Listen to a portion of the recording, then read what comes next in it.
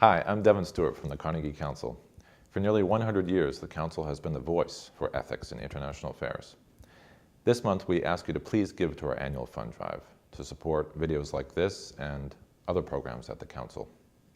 To donate, simply click on the pause button, and when you're done, return right back to the video. Thank you for your support. A lot of the competition now is international competition. Absolutely. And I know that California actually has offices overseas, that there are a number of California people in Japan, in the Far East, in Europe, et cetera, Brussels, who are trying to promote California's development. How do you see California competing internationally? Is that something that looks effective to you? It's getting harder. And I'm in the produce business. I'm a farmer. And I see those ships come in full of products to import into our country, and I see those ships leave empty with exports. That has to change. We have to be more competitive on a global basis. I mean, there's a lot of rules and regulations that come down from the federal government and from state government. And businesses finally say, what's the bottom line? Can we compete? If we can't compete, we move on. But I must share this to the people of California and to the people of our country. For our farmers, it is important that we put some reforms in place to make sure that we keep farmers farming. Because this notion of buying our food from other parts of the world is something that I have some fears with. And I'll tell you why.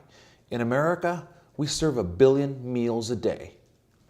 And they're pretty safe meals. They're good, safe meals by California and American farmers.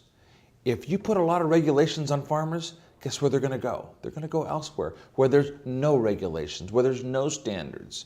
And frankly, we don't have the standards at the borders to bring in the produce that comes into our country. So trade is important, the international competition is important, global competition is hurting us because you can go somewhere else, get on a computer, you have less regulations than we do, and you get to compete, and you get to get the American consumer dollar. Is that suggesting then subsidies for American farmers? Is that suggesting protection for American products by quotas or by tariffs? Yeah. Where are you, I'm a little confused about where you're going with that. You have to remember that I'm from California. Right. And in California, there's no subsidies for farmers. Maybe just in the rice industry and in the past in the cotton industry. Mm-hmm. But subsidies are not there. I'm now the Midwest. That's a whole different ball game. Sure. All I know is that in California, we just have to make sure that as a state and as a federal government, we have a good immigration reform package in place that helps California farmers, that we have good regulations that protect consumers, but yet allow farmers to farm. Let me share something with you, Will. When it gets harder to farm, guess what farmers do? They leave the land vacant, they'll put a Walmart store on their property. They don't want the headaches. That's happening.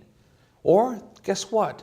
They put a Home Depot, they put a Costco, they put a whatever you want, a grocery store. And guess what? They stopped making farmland a long time ago.